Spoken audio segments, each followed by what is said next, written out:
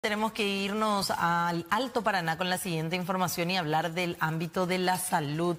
Las cifras que ha dejado el mes de julio, desde el 1 hasta el 31 de julio, hubo más de 125.000 consultas en establecimientos de salud, como hospitales regionales, distritales y puestos de salud distribuidos principalmente en consultas externas o ambulatorias, que fueron un total de 89.261 y más de 32.600 urgencias que tuvieron que ser atendidas en el Alto Paraná.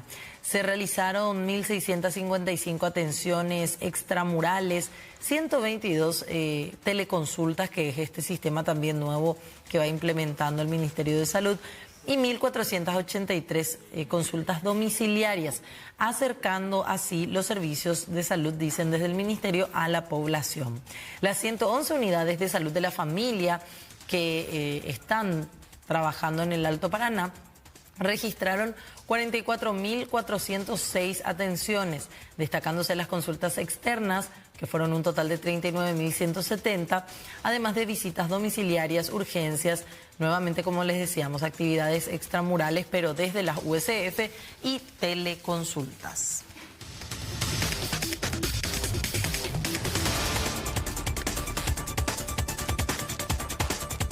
Y nos mantenemos en el Alto Paraná, pero nos vamos hasta la ciudad de Hernandarias. Un verdadero supermercado de drogas fue encontrado por los agentes de la Secretaría Nacional Antidrogas, la SENAT, que encabezó este allanamiento.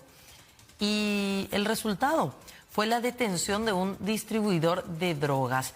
Encontraron más de 1.000 dosis de estupefacientes en dicha vivienda que estamos observando, donde fue detenido Aldo Adorno Sotelo, de 37 años. Él es sindicado como distribuidor de estas drogas. Entre las evidencias incautadas están una balanza de precisión, dinero en efectivo, un aparato celular y un revólver calibre 38.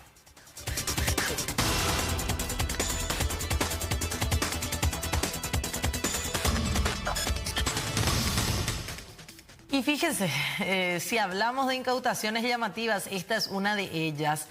Agentes de la Receita Federal del Brasil incautaron 148 kilos 200, así, con esa precisión, 148 kilos 200 gramos de cabello humano, valuados en R$1.000.000 aproximadamente, durante un control en la ruta BR 277 en San Miguel do Iguazú. Específicamente fue realizado este procedimiento bastante llamativo. Sí, era cabello humano. La carga era trasladada hacia Sao Paulo. ¿Y por qué les contamos esto? Porque suponen desde la Receita Federal brasileña que el origen de esta cantidad de cabello era Paraguay específicamente, ¿sí? Importantísima la cantidad y por sobre todo también el valor que tiene esta carga. Reiteramos esto, R$1.000.000, $192.000 aproximadamente es la cifra de esta cantidad. Tiene un elevado valor comercial esta mercadería, por eso sorprendió a los intervinientes lo que ocurría en zona de Nova Roma, específicamente distrito o municipio, mejor dicho, de San Miguel de Iguazú, en el estado de Paraná, Brasil. ¿Cómo fue el paso a paso? Los funcionarios aduaneros abordaron el vehículo, le hicieron parar, estaba un ciudadano brasileño al mando, inspeccionaron el vehículo y ahí encontraron esta cantidad de cabello humano que estaba distribuida entre el maletero y los asientos traseros en bolsas plásticas. Es sumamente llamativo.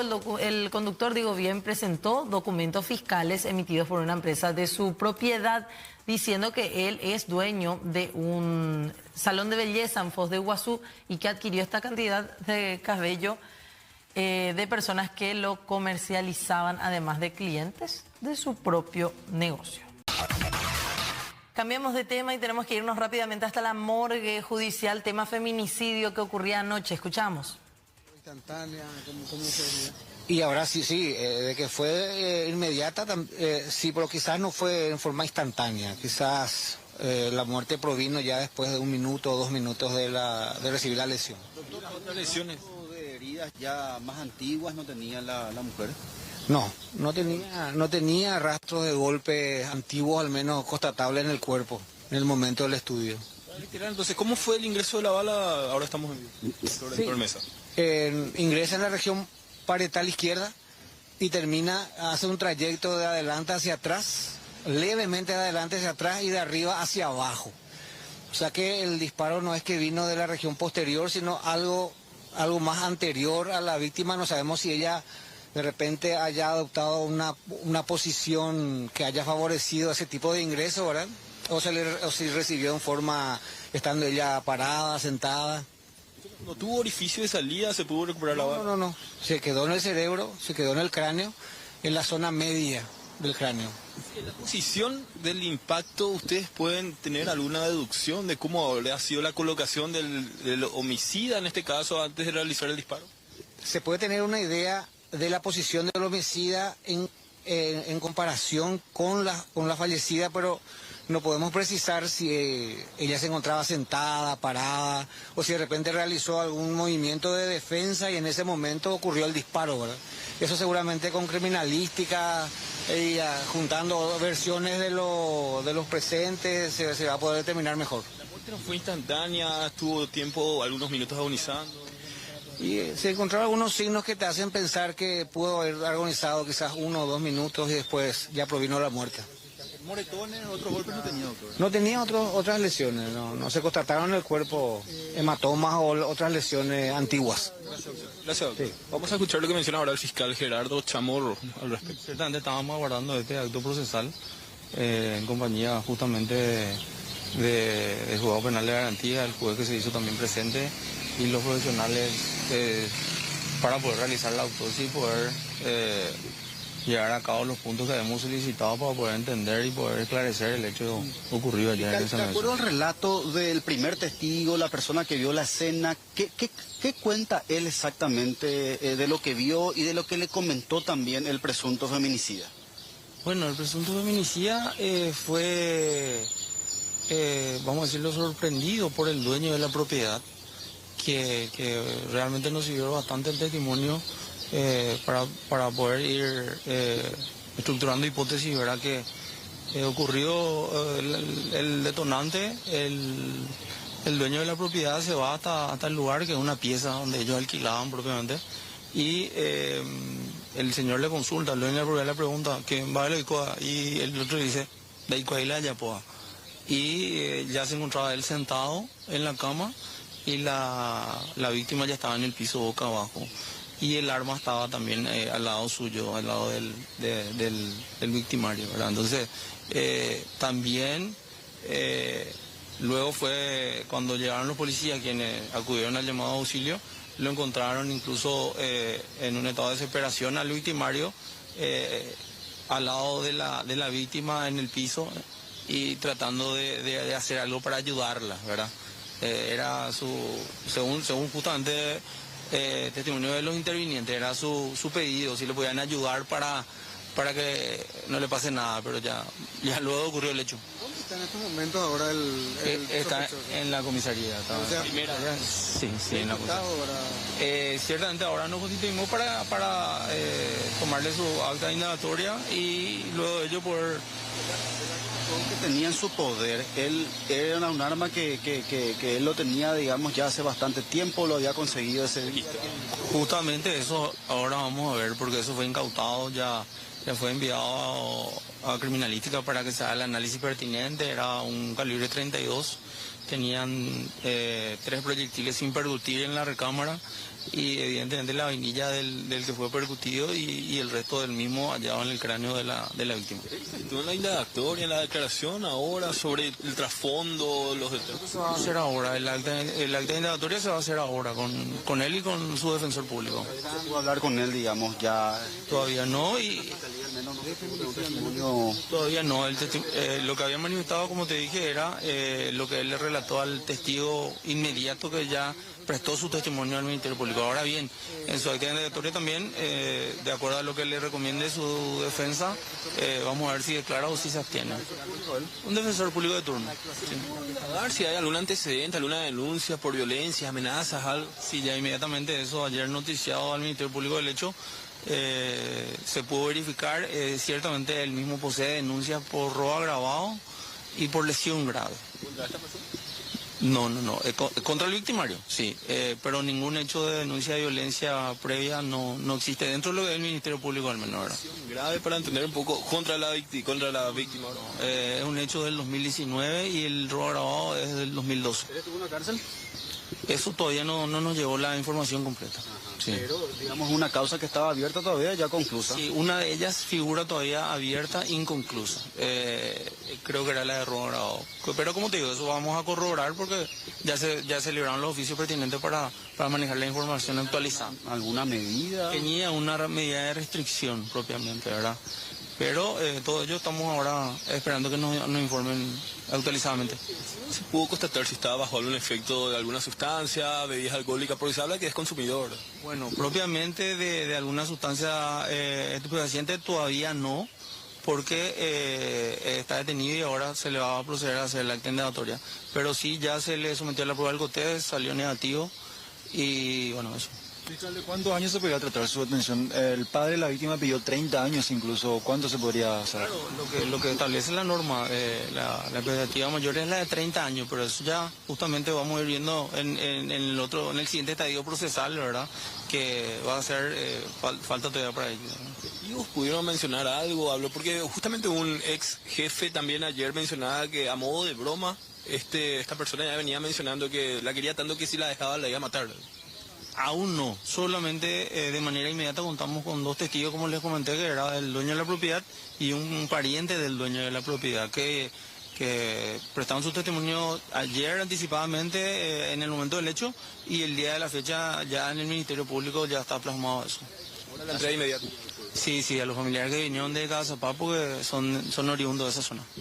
No, por favor, gracias. Sí, conversamos con el fiscal Gerardo Chamorro, entonces antes con el médico forense Héctor Mesa, ahora ya ingresa la ambulancia para retirar el cuerpo de Nilsa Brites Garay, 26 años. Recordemos que la joven es oriunda de Cazapá, hace 8 años se mudó a San Lorenzo. Anteriormente, mientras aguardábamos el resultado de esta autopsia, estuvimos conversando con el padre Aníbal Brites y mencionaba al mismo que ya las conversaciones eran constantes y que la intención de Nilsa era volver a mudarse a Cazapá.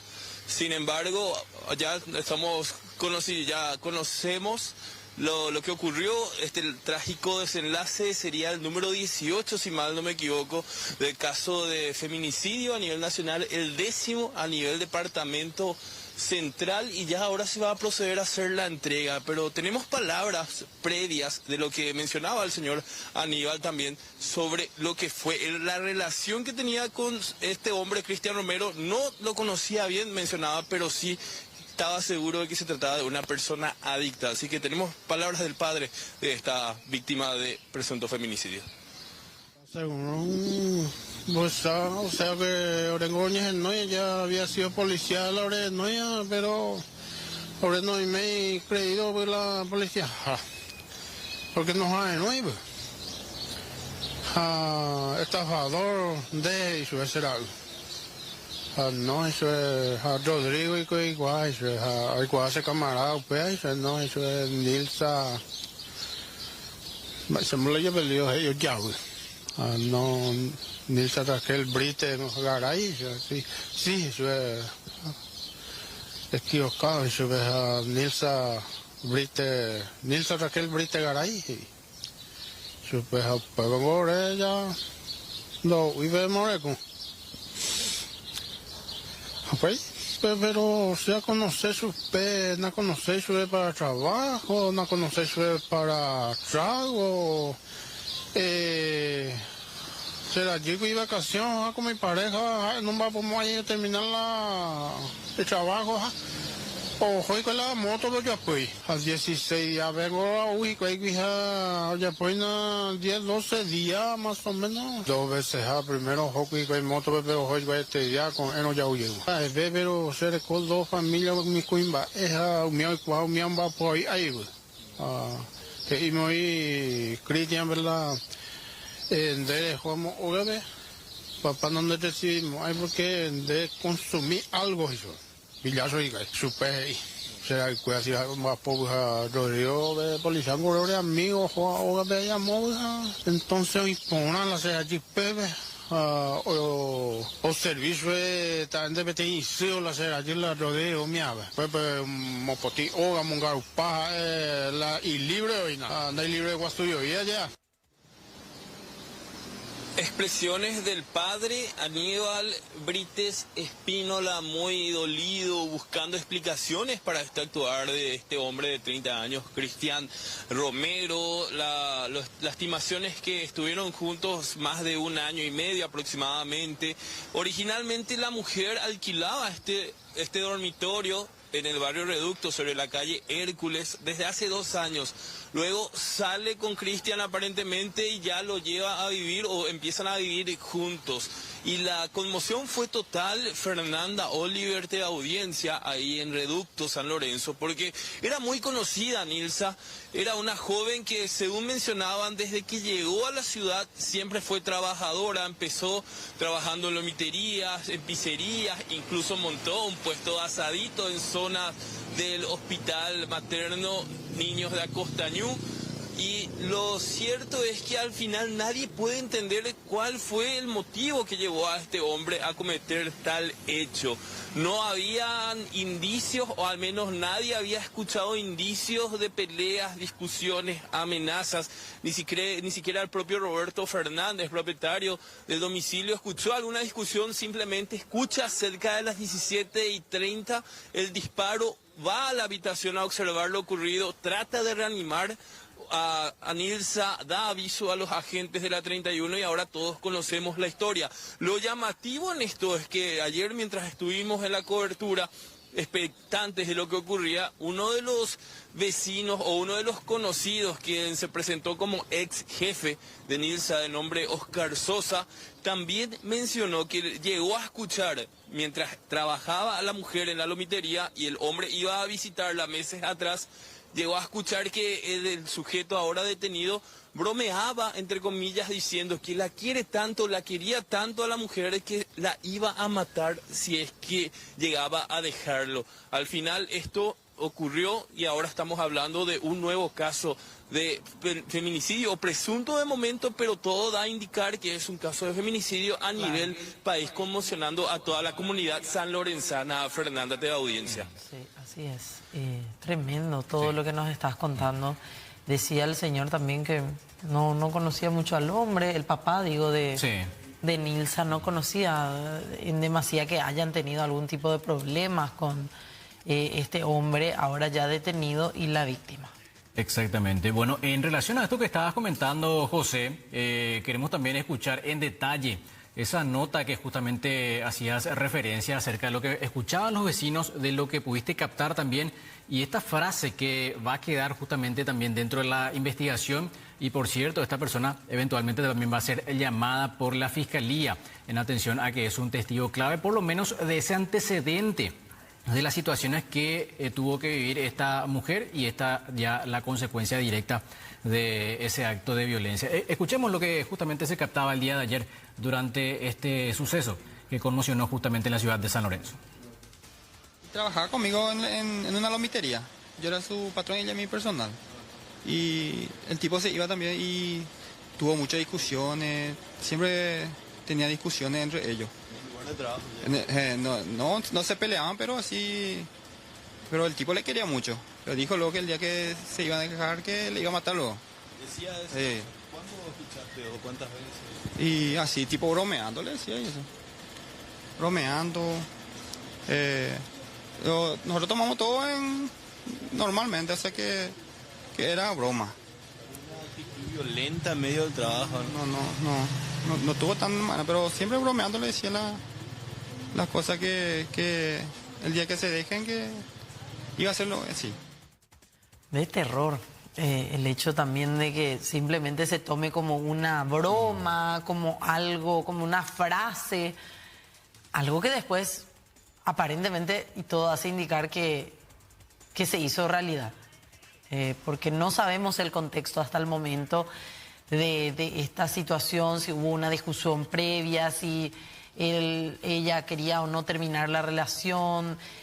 Son detalles que todavía no se conocen, todavía no se saben. Hay vecinos que dijeron que no escucharon mayores conflictos más que el disparo de ayer en horas de la tarde, José, por lo que pudiste recabar, y tampoco en la comisaría 31, para cerrar nada más, ahí en la comisaría de la zona tampoco había denuncias previas de violencia, ¿verdad?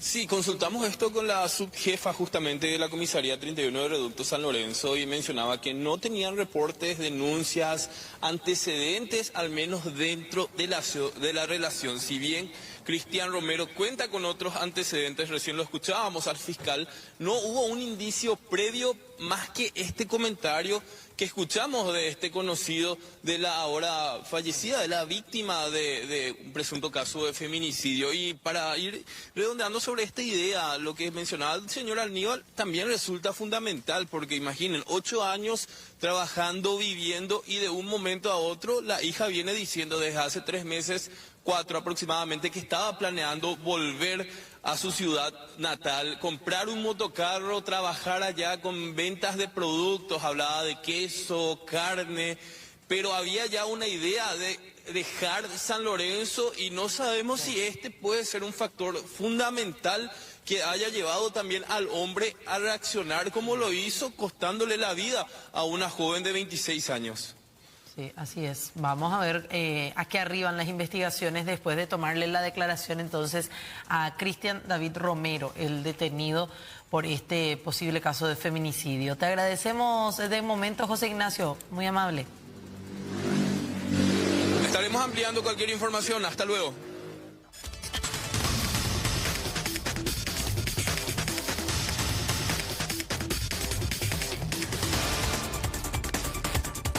Bueno, cambiamos de tema. Tenemos que hablar a continuación acerca de Tatiana Marcet Alba, hermana del presunto narcotraficante uruguayo Sebastián Marcet.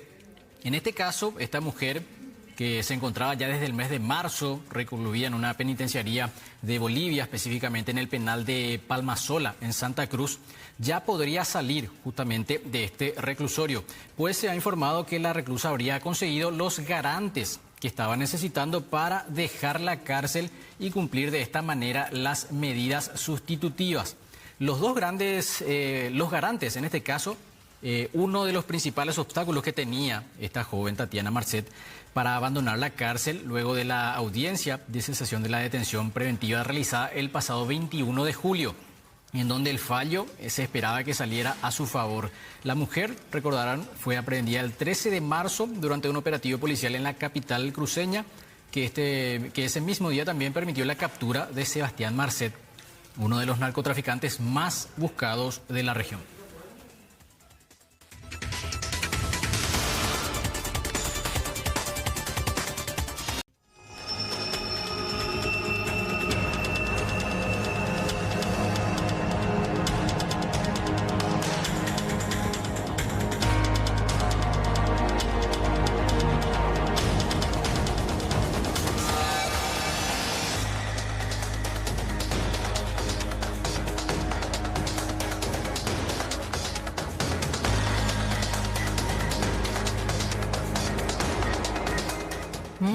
Mucha atención, Oliver, sí, y televidentes también, a esta información que nos llega de parte de la Senat,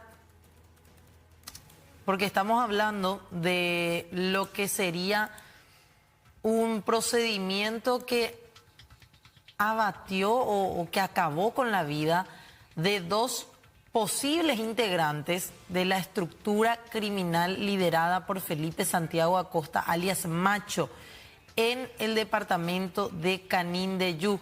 Es la información que nos lleva hasta ese punto de nuestro país, de un posible enfrentamiento entre agentes de la Senat y miembros de la estructura criminal de alias Macho, en donde se dio muerte a 2 personas que estaban enfrentándose a los agentes de la Secretaría Nacional Antidrogas y también una aprehensión.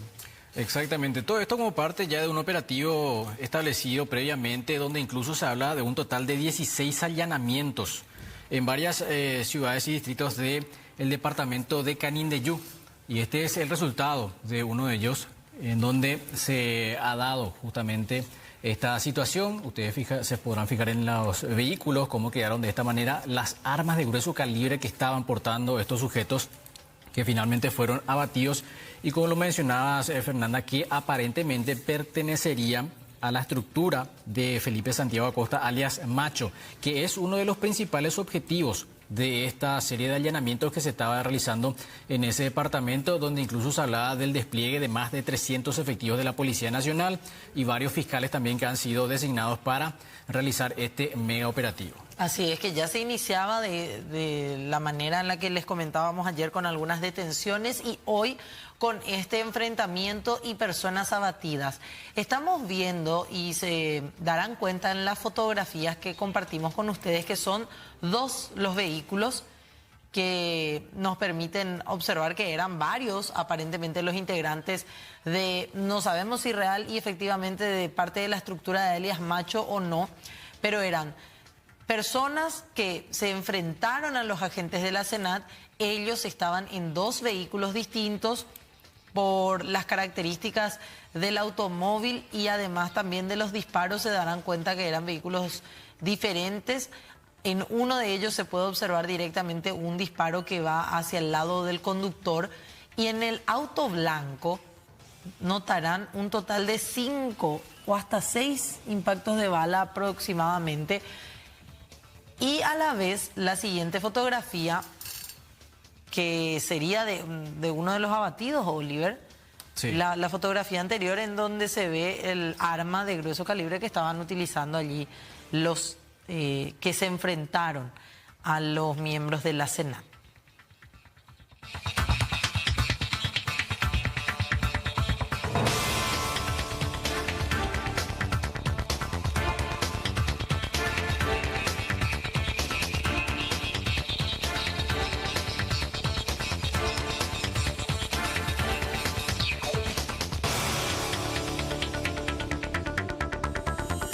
Una pequeña de tan solo 10 años, de oriunda de Ciudad del Este, Mía, está cumpliendo hoy un mes conectada al corazón artificial Berlin Heart en el Hospital Pediátrico Niños de Acostañú. Esto tras ser diagnosticada con miocardiopatía dilatada hace 5 meses. La niña, Mía, permanece internada desde hace 58 días en la unidad de cuidados intensivos de dicho hospital que les contábamos, a la espera de un trasplante cardíaco.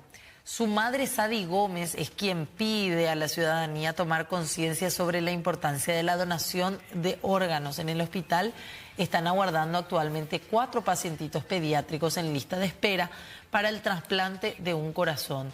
Mía es una de ellas. Mía es alguien que espera a estas alturas de su vida, tan solo 10 añitos, a un corazón y a un ángel donante, a una familia que dé ese paso tan pero tan complicado, tan delicado, tan difícil, esa decisión de tomar, pero que sin duda alguna puede llegar a cambiarle la vida, o a ella, o en caso de ser compatible con otro de los niños que está en la lista de espera.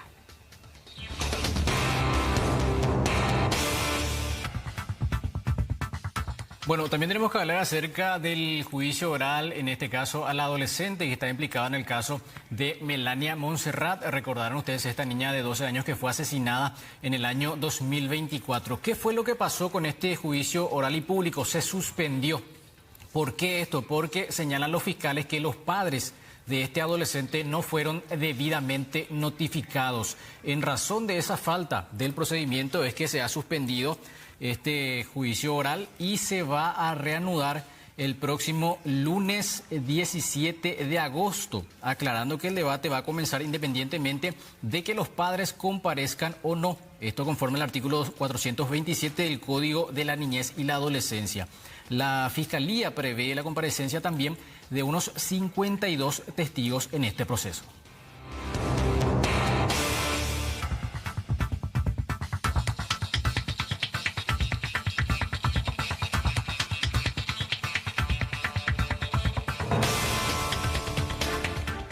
Las empresas farmacéuticas expresaron que de momento están conformes con el pago de la deuda que se viene intentando saldar ya en el transcurso de estos últimos meses. Se aprobó un pago de 320 millones de dólares correspondiente a la deuda del Estado con el sector farmacéutico durante el 2025. Y eso por lo menos les da un poco más de esperanza también al sector. Luis Ávila, titular de Cifarma, calificó de exitosa la operación financiera concretada por el Ministerio de Economía, por su titular, Oscar Lovera, después de negociaciones iniciadas en junio que involucran a 40 empresas proveedoras. Un segundo desembolso de 120 millones de dólares se sumará entre septiembre y octubre, con lo que del total de 1.000 millones de dólares adeudados quedará un saldo de 450 millones por pagar. Según Ávila, ese remanente se prevé cubrir con bonos del presupuesto del 2027. Cifarma trabaja además con el IPS, por otro lado, para cerrar una cesión de derechos adicional por 80 millones de dólares. Ojo porque se sinceraron las deudas, les contábamos el día de ayer y antes de ayer, cuando hablaba el propio ministro de Economía, Oscar Lovera, y decía, sí, vamos a pagar la deuda, pero con esto nuestro tope de déficit fiscal será ampliamente superado. En Peaje dice, estamos gastando más de lo que está recaudando el fisco.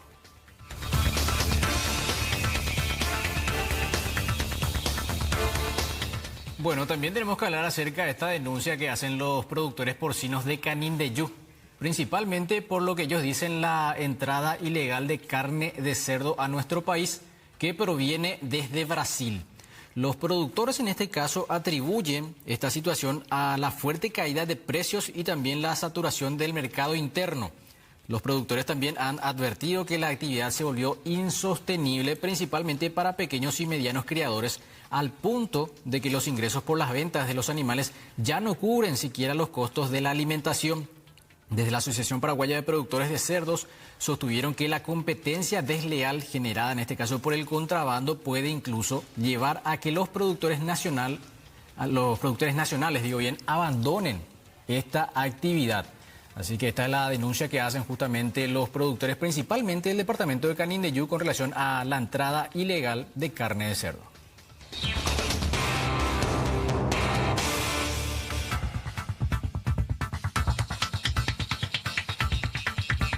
Hoy se dio una nueva jornada de juicio oral y público contra el ex senador Hernán David Rivas. Ex alumnos de la Universidad Sudamericana fueron quienes brindaron su testimonio, por lo menos parte de ellos, ante el Tribunal de Sentencia que juzga a Rivas. Lo hicieron vía telemática y los testigos coincidieron en señalar que nunca vieron a Rivas en la Facultad de Derecho. Subrayaron que nadie pudo haber rendido 5 o 6 materias en un solo día. Ellos, en su experiencia de estudiantes, así lo pudieron comprobar. También desnudaron el desprolijo manejo de la universidad, que tomaba alumnos de otras universidades y estos terminaban la carrera de Derecho, incluso en sedes donde no había dicha carrera en la Universidad Sudamericana. Escuchen. La verdad que yo no le conozco al señor. No le conozco como persona ni en persona. Solamente ahora que por los medios de comunicación nomás yo le ubico, por decirlo así. Yo no llegué a contactar con él, nunca tuvimos ni una conversación, nada. Yo no le conozco a él. ¿Era posible rendir 5 materias en un día? Y la verdad, si no, alguien muy superdotado, ni el superdotado mismo creo que no va a poder. La verdad que de mi parte no podría yo rendir 5 materias en un solo día y creo que nadie lo haría. Durante los exámenes que le cupo rendir, ¿usted en algún momento le dio al señor Hernán David Rivas? No, señora, en ningún momento. ¿Recuerda cuántos compañeros eran en su clase? Y 15 por ahí. De ese tiempo que le tocó concurrir a la sede de la Universidad Sudamericana Libre, ¿usted le dio al señor Hernán David Rivas? Nunca. En cuanto a la asistencia a clase, ¿cómo se hacía el registro de asistencia? Y se llamaba lista. Había lista. ¿Quién llamaba la lista? Los profesores. ¿Ustedes llegaban a firmar es lista o estaba el llamado verbal del profesor? Llamaba solo verbal. ¿Del alumno? No, la vez que yo me iba solo verbal. Sí, así es. Me acaban de confirmar por secretaría 4 declaraciones de exalumnos de la Universidad Sudamericana. Siempre estamos preparados, estamos atentos a todo lo que se dice y elaborando, preguntando lo que consideramos hacia la defensa del señor Rivas. Como cada sesión estamos bien atentos y pendientes de la información que se va generando con cada... Bueno, y de cara al nuevo aniversario de la Madre de Ciudades, se lleva a cabo en la zona de la Costanera Norte un acto de inauguración y también de bendición de una de las obras de un monumento en honor a la Virgen de la Asunción. Jorge Escurra se encuentra en ese lugar, está trabajando y tiene todos los detalles. Jorge, muy buenas tardes. Muy buenas tardes, compañeros, y es así mismo, es el propio arzobispado de Asunción que invita justamente para esta inauguración y también la bendición del monumento a Nuestra Señora de la Asunción, que a esta hora se está desarrollando en la Costanera, en la zona del Palacio de Gobierno. Ahora mismo acaba de llegar el presidente de la República con su comitiva, el presidente Santiago Peña, como pueden observar en imágenes en vivo y en directo, mucha concurrencia que está presente en este lugar, a pocos metros nada más de lo que corresponde a las letras corpóreas, de la ciudad de Asunción, y ahora mismo ya inicia con este acto solemne, este acto protocolar también de la inauguración de este monumento a la Virgen de la Asunción, con la orquesta también preparada para este momento de los heraldos del Evangelio, que acompañan también este momento bastante especial para la ciudadanía, para la feligresía católica, por sobre todo también en torno a los festejos a la Virgen de la Asunción y también en torno a las actividades previstas por el aniversario de la capital de nuestro país. Escuchemos parte de este acto de inauguración del monumento a la Virgen de la Asunción.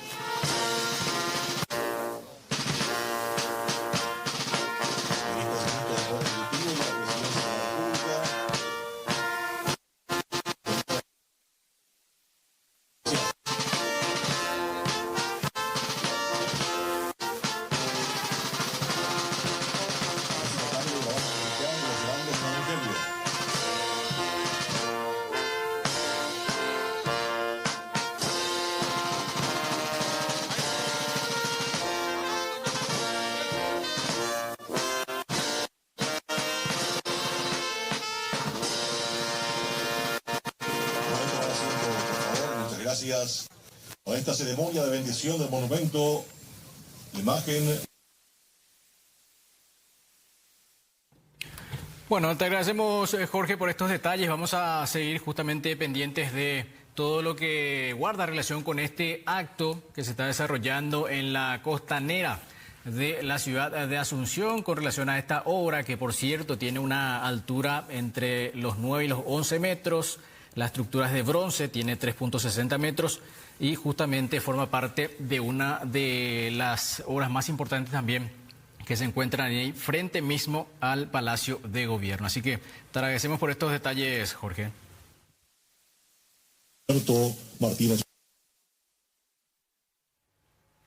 Bueno, cambiando de tema, Fernanda, sí, pero que es un tema bastante recurrente, algo que ya se viene inclusive tratando desde hace varias semanas, varios días, con estas constantes visitas del doctor Isaías Fretes, que han revelado también lo que sucede en el IPS Central principalmente. Y en este acompañamiento del doctor Isaías Fretes también estuvo el representante del Ministerio Público para poder observar en detalle lo que estaba en la parte del depósito con relación a los quirófanos modulares y también se fueron hasta el 7º piso, lugar donde tendría que estar, se tendría que hacer estos trabajos para poder llevar a cabo también la implementación de estos aparatos, pero que no se ha dado y por eso también es que ha iniciado esta investigación de la Fiscalía con este millonario perjuicio. Así es.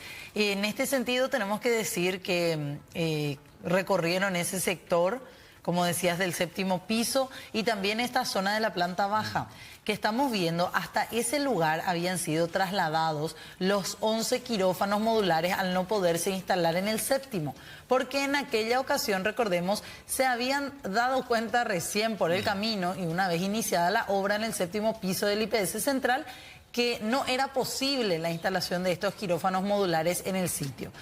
Ahí es que la firma NEIPART y el Instituto de Previsión Social, con sus autoridades de aquel momento, toman la decisión de llevar la obra, por así decirlo, trasladar la planta baja, donde tampoco tiene demasiado avance.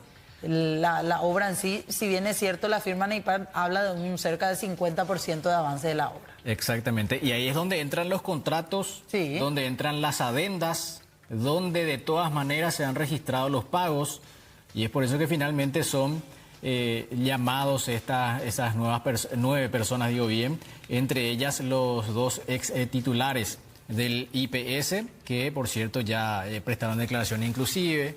El último fue Bataglia, justamente, que también hacía referencia a todos los documentos, todos los actos que él llegó a firmar durante su titularidad y estando al cargo del IPS. Lo importante también aquí a destacar, creo yo, es lo que decían al término de ese recorrido, de esa corroboración, de esa constitución, porque por un lado fue la constitución del Ministerio Público a estas obras inconclusas y a la par también estamos hablando de la presencia del presidente del IPS a modo de decir, nosotros en esta actual administración estamos avalando y cooperando con el trabajo de la Fiscalía. Además de eso, decían ellos que van a ver ahora o van a instalar una mesa de trabajo con representantes de distintos sectores, desde el ámbito de la empresa encargada, también el sector en sí de ingenieros, por ejemplo, de la UNA, además de representantes de la Fiscalía, de representantes actuales también del IPS, para poder ver qué se va a hacer a partir de ahora, cuál es la salida más conveniente. ¿Conviene más trabajar en base a lo que ya está hecho o en dónde se tiene que instalar ahora esta obra? Porque decía el doctor Isaías Fretes, lo vamos a escuchar enseguida, se tiene que hacer, la obra tiene que estar, pero sin gastar un solo guaraní más del IPS. Pero ¿qué pasa? El traslado de la obra que se hizo ahí en planta baja tampoco tiene las condiciones adecuadas, porque tiene también los resonadores muy cerca, también tienen los sectores con helio en la parte cercana a esta obra, lo cual representa un peligro si es que de por ahí esa zona se llega a perforar. O sea, una serie de problemas con los cuales la administración actual tiene que lidiar. Exactamente, y lo otro tiene que ver también con los equipos que están ahí varados desde hace mucho tiempo, y el propio Isaías Fretes decía, son equipos pero muy costosos y por sobre todo muy delicados. ¿Por qué? Porque muchos de ellos tienen que ser calibrados inclusive y no pueden estar en un lugar estático sin que se haga uso debido de los mismos, porque eso también lo perjudica a cada uno de los equipos. Veamos la nota, lo que decía en este caso el titular del IPS.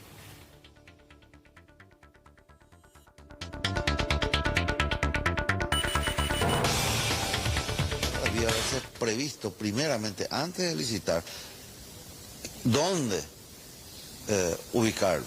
Y el segundo lugar que eligieron, esa es la verdad. Y le vamos a facilitar la nota oficial enviada por la empresa. Se puede hacer, pero el costo no justifica. No justifica.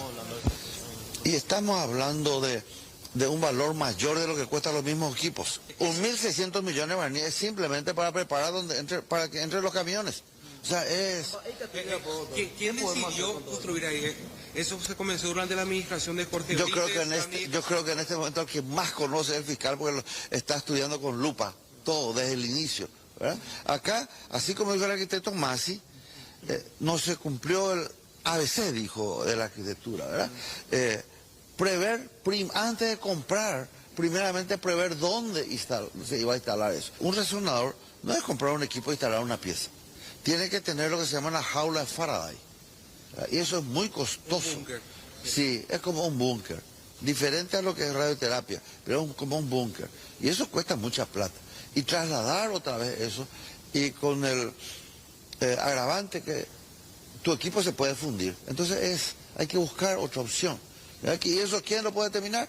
Gente de la capacidad como el arquitecto Masi. Cuando uno abre un tórax o hace una cirugía traumatológica, lo ideal es tener este tipo de climatización que esteriliza el ambiente. ¿Ah? Entonces, ese sí es muy... Nosotros estamos teniendo un inconveniente no menos importante, que es, tenemos infecciones en las cirugías cardíacas y algunas de ellas muy graves, que hace de que el costo de los días de internación sean muy importantes, amén del peligro de la vida de la persona. Entonces aparecen este tipo de tecnología que hace que el cirujano que está abriendo un tórax le esté ofreciendo una mayor garantía a ese paciente que tiene el tórax.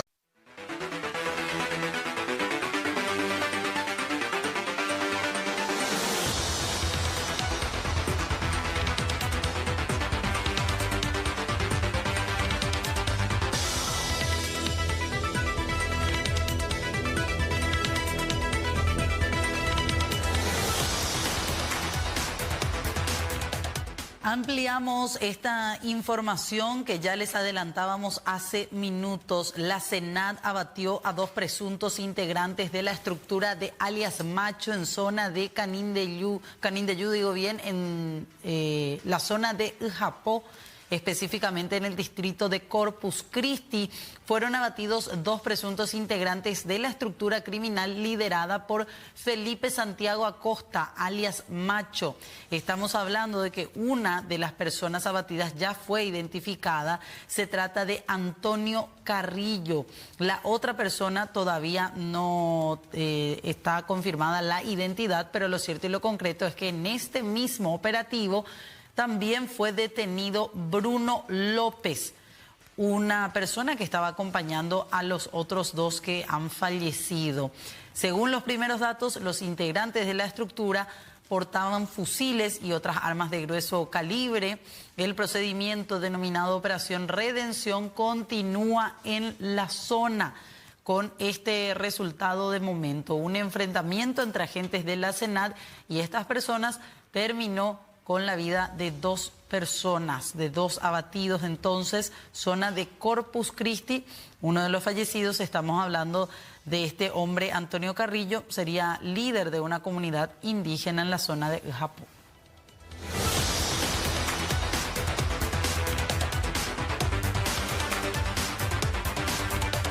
Y fíjate, Oliver, que en medio de este operativo, esta camioneta de color negra era la utilizada por los agentes de la SENAT, aparentemente. Era lo que decíamos más temprano, ¿verdad? Uno de los vehículos que tenía un solo impacto de bala y el otro vehículo ya con varios impactos también. Exactamente, el otro en el cual terminaron justamente abatidas estas 2 personas, mientras vemos también cómo una tercera persona también es trasladada en este helicóptero que se presume sería este tercer miembro que iba acompañando a estos hombres y que ya estaría siendo trasladado inclusive para las averiguaciones correspondientes. Antonio Carrillo, decíamos, y es importante reiterar, es el que termina en este caso falleciendo junto a esta otra persona que está pendiente de ser identificada. Ahora, Antonio Carrillo es uno de los hermanos Carrillo, justamente, tiene otros hermanos que están también siendo investigados por proveer aparentemente toda la parte logística de protección inclusive a esta organización criminal liderada por Felipe Santiago Acosta, alias Macho, ahí en la zona de Canindeyú.